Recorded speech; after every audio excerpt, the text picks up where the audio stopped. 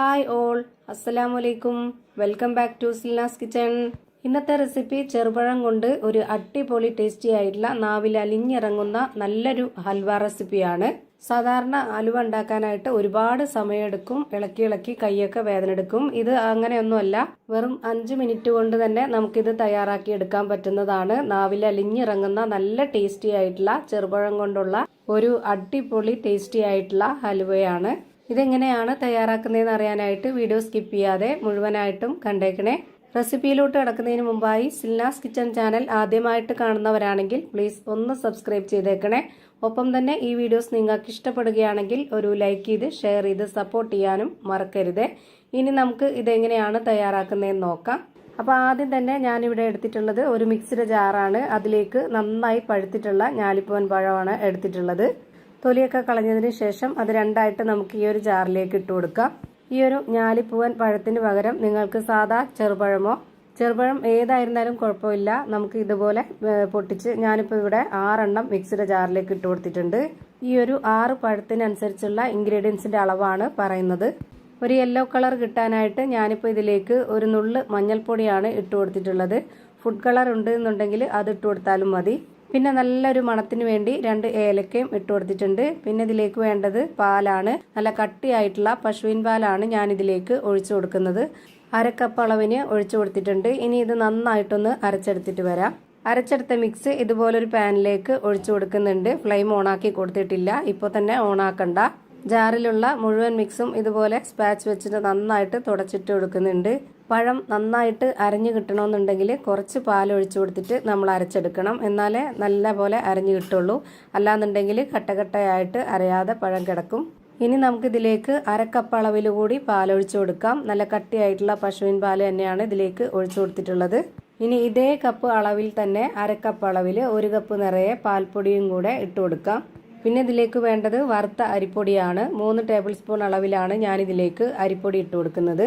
മധുരത്തിനായി 1/2 cup അളവിൽ പഞ്ചസാരയും ഇട്ട് കൊടുക്കാം. ആ ഒരു മധുരത്തിനെ ബാലൻസ് ചെയ്യാനായിട്ട് ഒരു നുള്ള് ഉപ്പും ഇട്ട് കൊടുക്കുന്നുണ്ട്. പിന്നെ നമുക്ക് ഇതിലേക്ക് വേണ്ടത് നെയ്യാണ്. ഇതുപോലെ 3 സ്പൂൺ അളവിൽ നെയ്യ് ഒഴിച്ചു കൊടുക്കുന്നുണ്ട്. ഇതുവരേക്കും ഞാൻ ഫ്ലെയിം ഓണാക്കി കൊടുത്തിട്ടില്ല, ഇപ്പോൾ തന്നെ ഓണാക്കി കൊടുക്കണ്ട. ഇനി ഇത് നമുക്ക് നന്നായിട്ടൊന്ന് മിക്സ് ചെയ്തെടുക്കാം. ഇതെല്ലാം നന്നായിട്ട് മിക്സ് ചെയ്തെടുത്തതിന് ശേഷം മാത്രം ഫ്ലെയിം ഓണാക്കി കൊടുത്താലേ കറക്റ്റ് പരുവത്തിന് കിട്ടുള്ളൂ. അല്ലാന്നുണ്ടെങ്കിൽ കട്ടകട്ടയായിട്ടിരിക്കും. ഇപ്പോൾ ഇതാ നന്നായിട്ട് കൈവിടാതെ യോജിപ്പിച്ചെടുത്തിട്ടുണ്ട്. ഇനി നമുക്ക് ഇതിൻ്റെ ഫ്ലെയിം ഓണാക്കി കൊടുക്കാം. എന്നിട്ട് വീണ്ടും കൈവിടാതെ ഇളക്കി കൊടുത്തുകൊണ്ടിരിക്കണം. ഇനി നമുക്ക് ഫ്ലെയിം കൂട്ടി വെക്കുന്നതുകൊണ്ട് കുഴപ്പമില്ല. നന്നായിട്ട് ഫ്ലെയിം കൂട്ടി വെച്ചിട്ട് നമ്മൾ ഇതുപോലെ കൈവിടാതെ ഇളക്കി കൊടുത്തുകൊണ്ടിരിക്കുക. ഇത് ഇളക്കി കൊടുത്തുകൊണ്ടിരിക്കുമ്പോൾ തന്നെ നമുക്ക് ഇതിലേക്ക് വീണ്ടും നെയ്യ് ഒഴിച്ചു കൊടുക്കേണ്ടി വരും. അതുപോലെ തന്നെ ഇതിന് തീരെ കളർ പോരാ, അപ്പോൾ കുറച്ചുകൂടി നമുക്ക് മഞ്ഞൾപ്പൊടി ഇട്ട് കൊടുക്കണം. അതിനായിട്ട് ഞാനൊന്ന് ഫ്ലെയിം കുറച്ച് വെക്കുന്നുണ്ട്. എന്നിട്ട് നമ്മൾ ഈ ഒരു നുള്ള് മഞ്ഞൾപ്പൊടിയും കൂടെ ഇട്ട് കൊടുത്തതിന് ശേഷം വീണ്ടും ഫ്ലെയിം കൂട്ടിയിട്ട് ഇതുപോലെ കൈവിടാതെ നന്നായിട്ട് ഇളക്കി കൊടുത്തുകൊണ്ടിരിക്കുന്നുണ്ട്. യെല്ലോ ഫുഡ് കളറാണ് ഇട്ട് കൊടുത്തിരുന്നതെങ്കിൽ പെട്ടെന്ന് തന്നെ നന്നായിട്ട് കളറാവും. ഇത്രയും ഇട്ട് കൊടുത്താൽ മഞ്ഞൾപ്പൊടി ആയതുകൊണ്ടാണ് ഒരുപാട് കളറാവാത്തത്. ഫുഡ് കളർ ഇല്ലാത്തതുകൊണ്ടാണ് ഞാനിപ്പോൾ മഞ്ഞൾപ്പൊടി ഇട്ട് കൊടുത്തത്. മഞ്ഞൾപ്പൊടി ഇട്ട് കൊടുത്തു എന്ന് വെച്ചിട്ട് പ്രത്യേകിച്ച് രുചി വ്യത്യാസമോ അങ്ങനെ ഒന്നുമില്ല.